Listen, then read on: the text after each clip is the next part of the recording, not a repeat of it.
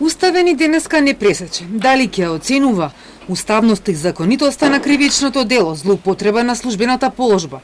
Конкретно ставот кој се однесува на функционерите и тендерите. Евентуално укинување на одредбите би значило застарување и спас за многу обвинети поранешни функционери, особено во десетиците предмети на СЈ кои одговараат токму за овој член.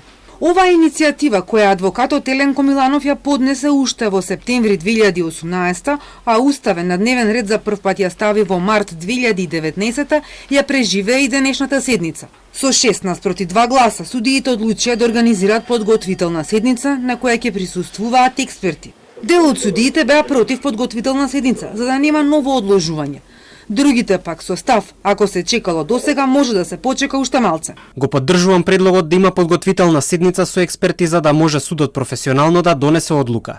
И за помалку битни предмети одлучивме да има подготвителна седница. Треба и за овој предмет. Ова е стар предмет, чувствителна проблематика и поради правна сигурност, судот треба благовремено да реагира и да донесе одлука. Колешката Гошева дала добри аргументи и предлог овој член да остане во правниот поредок. Реферат има, предлог е даден и нема спорни прашања за да бараме помош од колегите правници. На седницата имавме спротивставени ставови. Нема зијан да ги слушнеме и ставовите на науката и струката за оваа проблематика.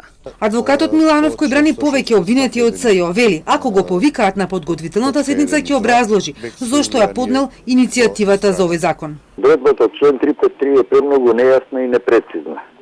Истата манипулира со инкриминирачки действија, прибавена некаква штета, причината некаква штета или прибавена некаква корист. Не мора дури ниту да е имотна корист, што е премногу широка одредба која што сметам дека го загрозува правната сигурност на граѓанинот.